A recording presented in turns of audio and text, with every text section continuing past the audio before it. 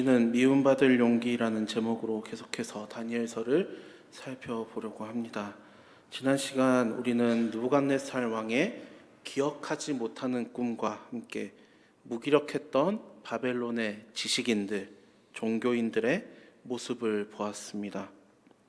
결국 많은 수의 지식인들 그리고 종교인들이 억울한 죽임을 맞이했고 그 위기는 다니엘과 친구들에게까지 이르게 되었습니다. 놀라운 것은 느부갓네살 왕이 꾸었던 이 꿈이 기억나지 않았다.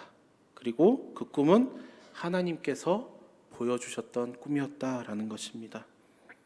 그러나 하나님을 알지 못했던 느부갓네살 왕은 하나님께서 주신 메시지를 오로지 자신의 권력과 힘을 통해 알아내고자 했습니다. 그러나 그 메시지는 오직 하나님만이 아시고 하나님만이 해결하실 문제라는 것을 느부갓네살 왕은 몰랐다라는 것을 우리는 기억하고 있습니다. 오늘 우리가 읽은 이 본문 말씀은요, 그렇게도 꿈의 정체를 알고자 했지만 파악조차 못했던 그 꿈에 대한 실마리를 풀어가는 첫 단계입니다. 바로 전쟁 포로로 잡혀와 교육을 받고 인재로 양성되었던 한 인물의 큰 용기를 통해서 말입니다. 2013년 발간된 이후로 책의 내용보다 책의 제목이 더 유명해진 책이 있습니다. 바로 오늘 설교 말씀의 제목처럼 미움받을 용기라는 책입니다. 일본의 기시미 이치로 그리고 고가 후미타케라는 분이 쓴 이 미움받을 용기라는 책은 아마 이 자리에 읽어보신 분들이 분명 계실 것이라고 생각이 됩니다. 이 책의 내용은 이렇습니다. 아들러라는 정신분석학자이자 상담학자, 심리학자의 사상을 청년과 철학자의 대화라는 형식으로 엮어내었습니다. 그리고 이 책의 주요 메시지는 이렇습니다. 다른 사람의 기대에 맞추기보다는 자신의 삶을 살아가라라는 메시지를 전달하고 있습니다. 그렇다면 도대체 아들러라는 이 학자는 어떠한 사상을 펼쳐냈길래, 어떠한 주장을 했길래 이러한 이야기를 미움받을 용기라는 책을 통해서 우리에게 전달되었을까? 아들러는 이러한 사람입니다. 열등감과 우월성을 추구했고요. 사회적 관심, 생활 양식, 그리고 특이하게 출생 순위에 대한 이론들을 정리하면서 더 나아가 개인 심리학을 개발했습니다. 그는 인간이 누구나 어떤 면에서 열등감을 느낀다라고 이야기를 했고요.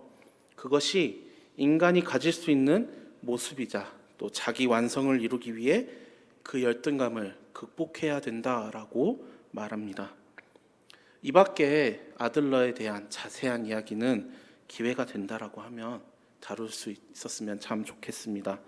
다시 미움받을 용기라는 책으로 돌아오겠습니다. 나답게 살기 위한 것, 반드시 필요한 어떤 마인드 세팅, 이 미움받을 용기, 어떤 면에서 오늘 다니엘은 이 미움받을 용기를 분명히 가지고 행동했습니다. 많은 지혜자들과 종교인들이 죽임을 당했습니다. 느부갓네살의 기억나지 않는 꿈 때문입니다. 결국에는 왕의 명령을 받았던 근위대장 아리옥은 다니엘과 친구들을 죽이기 위해 찾아옵니다. 그런데 다니엘이 여기서 미움받을 용기를 발휘합니다. 자신에게 시간을 달라고, 그리고 다른 지혜자들을 죽이지 말아달라고 이야기를 합니다. 이미 지혜자들에게 시간이 주어졌었습니다. 그런데 꿈의 해석은커녕 꿈의 내용조차 제대로 파악도 하지 못했습니다. 그런데 젊은 한 청년이 자신이 그 문제를 해결하겠으니 시간을 달라라고 이야기를 합니다. 이 청년은 어떤 청년입니까? 전쟁 포로로 자표와 인재로 양성되었던 청년입니다. 미움받을 용기를 실행한 것입니다. 그렇다면 도대체 다니엘에게 어떠한 그 용기가 생겼길래 무엇이 그에게 죽음을 각오하고 느부갓네살 왕 앞에 설 수 있었을까요? 우리는 오늘 본문을 통해 다니엘이 보여주는 하나님 앞에서의 용기, 그리고 그 용기가 어디서 비롯되는지 함께 살펴보려고 합니다. 단순한 배짱이 아니라 기도로 다듬어지고 믿음의 담대함이 우리의 삶에 어떠한 방식으로 필요한지 함께 살펴보려고 합니다. 다니엘은 지금 목숨이 위태롭습니다. 느부갓네살 왕이 꾼 꿈은 모든 지혜자들을 죽이게 됩니다. 그 칼날이 이제 다니엘에게도 찾아오게 됩니다. 그런데 놀라운 것은 다니엘이 위기를 맞닥뜨릴 때마다 보인 태도였습니다. 근위대장 아리옥에게 지혜와 슬기로 대답했다라는 본문을 기억해 보십시오. 우리는 보통 위기의 순간에 처했을 때 당황하거나 감정적으로 반응하기 쉽습니다. 말이 거칠어졌다, 화를 못 참았다, 이런 표현들이 우리 삶에 자주 나타나기도 합니다. 그런데 다니엘은 감정이 아니라 믿음에 기반한 분별력으로 반응하고 있습니다. 진짜 용기를 보여준 것입니다. 세상은 큰 소리치는 사람을 용기 있는 사람이라고 이야기를 합니다. 하지만 성경이 말하는 용기는, 하나님께서 말하는 용기는 상황을 믿음으로 해석하고 지혜롭게 반응할 줄 아는 내면의 담대함을 진짜 용기라고 말하고 있습니다. 오늘 우리에게도 이러한 질문이 필요할 것 같습니다. 나는 불편한 사람 앞에서 어떻게 말하고 있을까? 불합리한 상황 앞에서 하나님의 사람답게 반응하고 있을까? 믿음의 사람은 위기의 자리에서 더 지혜롭게 말할 수 있는 사람이어야 합니다. 어떤 청년이 직장에서 부당한 대우를 받았습니다. 상사의 질책은 사실이 아니었고 동료들도 그 사실을 알았지만 아무도 나서지 못했습니다. 청년은 억울했지만 깊이 있는 기도를 통해 이렇게 이야기를 합니다. 저의 부족한 점도 있었던 것 같습니다. 앞으로 더 나아지는 모습 꼭 보여드리겠습니다. 시간이 지나면서 오히려 이 청년의 편에 서는 사람들이 늘었고요. 이 청년의 품격과 신앙이 사람들에게 알려지기 시작했습니다. 나중에 그를 변호하는 사람도 늘었고 결국에는 상사의 책임에 묻는 그러한 상황까지 왔다고 합니다. 말 한마디는 사람을 죽일 수도 있고 살릴 수도 있습니다. 믿음의 용기는 격한 말이 아닙니다. 감정을 다스릴 줄 알고 믿음으로 말을 선택하는 것, 그것이 오늘 우리가 실천할 수 있는 미움받은 용기의 첫 걸음일 것입니다. 이것은 단지 청년 한 사람의 개인적인 처신만은 아닙니다. 우리 교회 공동체가 세상 속에서 마주하는 수많은 갈등 상황, 또 억울한 오해, 조롱 속에서도 다니엘처럼 지혜롭고 신중하게 말할 수 있는 태도를 함께 배워야 할 때입니다. 말 한마디가 복음의 문을 닫을 수도 있고 열 수도 있습니다. 그러면 오늘 우리는 어떤 언어를 선택할 것입니까? 내가 지금 쓰고 있는 말, 메시지, 태도는 하나님의 사람의 말과 태도입니까? 이 질문을 마음에 새기시고 하루를 살아가시길 바랍니다. 그것이 다니엘이 오늘 보여준 미움받을 용기였으며 이 시대에 미움받을 용기가 될 것입니다. 다니엘은 왕에게 꿈과 해석을 알려주겠다라고 합니다. 가장 먼저 한 일이 있었습니다. 그것은 혼자 골방에 들어가 기도한 것이 아닙니다. 자신의 친구들을 불러 모아서 함께 기도했습니다. 여기서 우리는 중요한 사실을 깨달을 수 있습니다. 믿음의 용기는 홀로 싸우는 결기에서 나오지 않습니다. 진짜 용기는 함께 하나님께 무릎 꿇는 사람들, 함께 기도하는 믿음의 공동체에서 나온다라는 것입니다. 우리는 때로 신앙을 너무 개인적인 것으로만 여길 때가 있습니다. 나만 잘 믿으면 되지, 나만 교회 잘 다니면 되지 라는 이 생각이 우리 안에 깊이 파고들고 있습니다. 그러나 성경은 언제나 공동체와 함께하는 믿음을 강조하고 있습니다. 예수님께서도 분명히 혼자 기도하셨지만 결정적인 순간에는 제자들과 함께 기도하셨습니다. 다니엘 역시 혼자가 아닙니다. 하나냐, 미사엘, 아사랴와 함께 포로로 끌려왔던 이 믿음의 동역자들과 함께 하나님께 무릎 꿇었습니다. 그리고 그 기도는 단순한 생존이 아니라 하나님의 뜻을 구하는 간절한 기도였습니다. 우리도 계속해서 함께 기도하길 원합니다. 중보기도팀이 있다고는 하지만 그 중보기도팀을 위해서 우리가 함께 합심해서 기도하길 원하고요. 특별히 정오기도회를 통해서 함께 중보하지 않습니까? 저는 우리 교회 부임하고 나서 이건 참 좋았다라고 생각했던 것 중에 하나가 바로 이 정오기도회 문자 메시지였습니다. 우리가 하루 5분 동안 우리 교회를 위해, 우리 교회 식구들을 위해, 여러 가지 문제들을 위해 함께 기도할 수 있는 이 힘이 바로 우리 계림교회가 하나님 앞에 참된 믿음으로 나아가는 길이구나라는 생각을 하면서 참 우리 계림교회 복받았다라는 생각을 하게 되었습니다. 앞으로도 계속해서 함께 기도하고 함께 중보하는 여러분들 되시길 주님의 이름으로 축복합니다. 기도의 자리에서 다니엘은 결국 응답을 받습니다. 그 은밀한 것은 다니엘에게 환상으로 나타났다라고 본문은 기록합니다. 하나님께서 다니엘에게 꿈의 내용과 해석을 보여주셨던 것입니다. 단지 문제 해결 그 이상입니다. 하나님께서는 살아계시고 그 기도에 응답하신다라는 것을 분명한 증거로 보여주셨던 것입니다. 믿음의 사람은 문제 앞에서 먼저 기도합니다. 그리고 기다릴 줄 아는 사람이 바로 그러한 믿음의 사람입니다.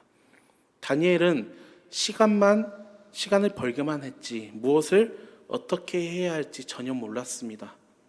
하지만 믿음으로 무릎을 꿇었고 그 자리에서 하나님께서는 다니엘과 함께 하셨고 지혜를 그에게 부어주셨던 것입니다. 어떤 권사님의 이야기입니다. 자녀 문제로 참 오랜 시간 고민하던 중에 이러한 마음이 들었다고 합니다. 너는 자녀의 문제를 해결하려고 했지만 나는 너를 먼저 바꾸고 싶었다. 그 말씀을 듣고선 스스로 태도를 바꾸셨습니다. 자녀와의 관계가 회복되었고요. 결국에는 이전과는 다른 삶을 살게 되었다라고 합니다. 하나님의 응답은 때때로 우리가 원하는 정답이 아니라 우리를 변화시키시는 지혜로 다가오기도 합니다. 우리는 얼마나 자주 사람들에게 묻습니까? 검색하고 조언을 구하고 통계를 따지기도 합니다. 그러나 하나님은 말씀하십니다. 너는 내게 부르짖으라. 내가 내게 응답하겠고 내가 알지 못하는 크고 은밀한 일을 내게 보일 것이라. 사랑하는 우리 성도님들, 오늘 하나님은 누구에게 지혜를 주십니까? 바로 기도하는 사람, 하나님의 뜻을 구하는 사람에게 주십니다. 다니엘은 그렇게 응답을 받고선 가장 먼저 무엇을 했습니까? 왕에게 달려가지 않았습니다. 가장 먼저 무릎 꿇고 하나님께 찬양했습니다. 하나님의 이름을 송축하나이다. 본문은 기록합니다. 기도 응답 후에도 그는 자신을 드러내지 않았습니다. 오직 하나님만을 높였습니다. 그의 찬양은 단지 감정적인 반응이 아니었습니다. 때와 계절을 바꾸시는 분, 왕들을 세우시고 패하시는 분, 지혜자에게 지혜를 주시는 분이 하나님이십니다 라고 고백합니다. 다니엘은 역사와 권력의 주권자가 하나님이심을 고백하고 있습니다. 그리고 이것이 믿음의 고백입니다. 우리는 얼마나 자주 응답받고 하나님께 진심으로 감사하고 찬양하십니까? 응답이 오면 그것에 집중한다고 정작 응답을 주신 분에게 감사의 인사를 잇는 경우가 종종 있습니다. 다니엘은 응답보다 하나님을 먼저 보았습니다. 그리고 그 고백은 위대한 신앙의 찬양으로 남았습니다.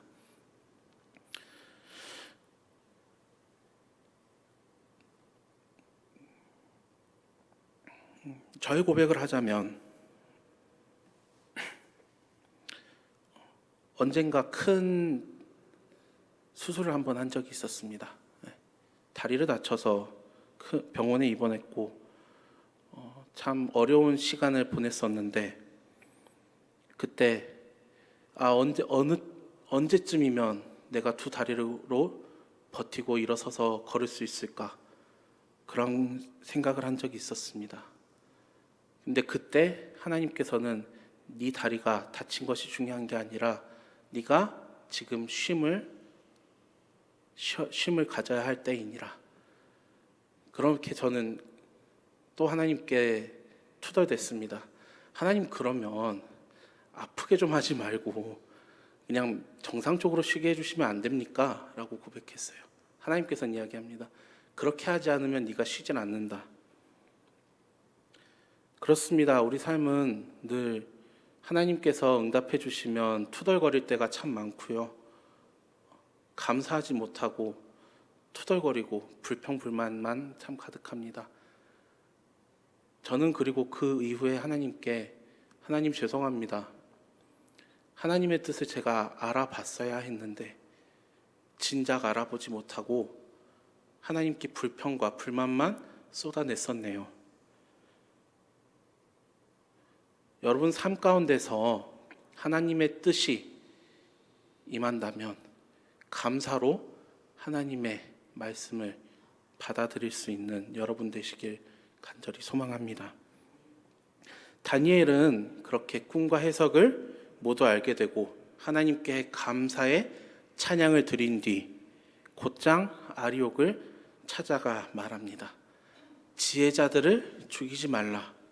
나를 왕에게 데려가라.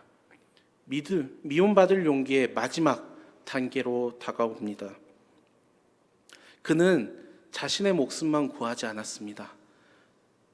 바벨론의 지혜자들, 비록 우상 숭배자이지만 이방인이지만 그들의 생명도 소중했기에 다른 사람들은 죽이지 말고 나를 먼저 왕에게 데려가라, 이렇게 이야기를 하고 있습니다.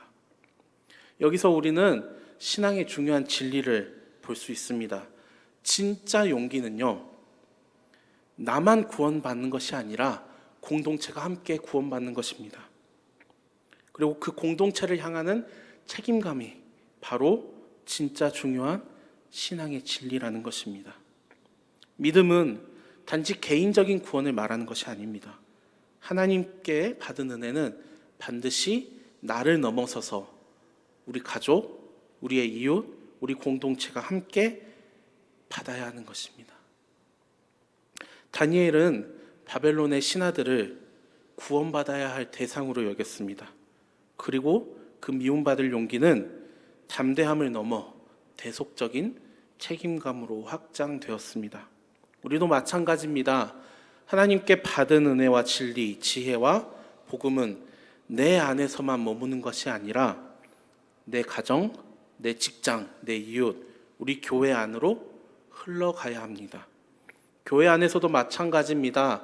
나 하나 예배 잘 드리고 나 하나 기도 잘하고 나 하나 찬양 잘한다고 되는 것이 아니라 내 옆에 누군가도 함께 하나님 앞에 서도록 돕는 것, 그것이 바로 참된 신앙일 줄 믿습니다. 용기란 진리를 붙드는 동시에 다른 이들을 살리는 결정까지 감당하는 믿음의 실천입니다. 사랑하는 계림교회 성도님들, 오늘 우리는 다니엘을 통해 미움받을 용기가 무엇인지 함께 살펴봤습니다. 위기 앞에서 지혜롭게 말하고 공동체와 함께 기도하고 하나님의 지혜를 기다리며 응답 앞에 감사하고 결국 공동체를 살리는 책임으로 나아갔던 이 다니엘, 그의 용기는 단순한 배짱이 아니라 믿음에서 비롯된 용기였습니다. 오늘 우리도 그런 용기를 선택할 수 있습니다. 믿음을 따라 진리를 말할 용기, 기도할 용기, 기다릴 용기, 찬양할 용기, 그리고 누군가를 위해 책임질 용기. 이 모든 것은 미움받을 수도 있지만 하나님 앞에선 칭찬받는 길입니다. 지금 시대 속에서 교회 다닌다라고 하면 참 미움받을 수밖에 없습니다. 그러나 그 미움을 통해 하나님께서는 여러분들을 더욱 강하게 하실 것이고요. 그 믿음 안에서 더욱더 신앙이 성숙되어질 것입니다. 세상의 계산과 판단이 아니라 하나님의 뜻을 구하며 살아가는 사람, 바로 우리 여러분일 것입니다. 오늘 이 말씀이 여러분의 마음속에 깊이 새겨지고 일상 속에서 하나님의 뜻을 실천하는 믿음의 용기를 가지시길 주님의 이름으로 축복합니다.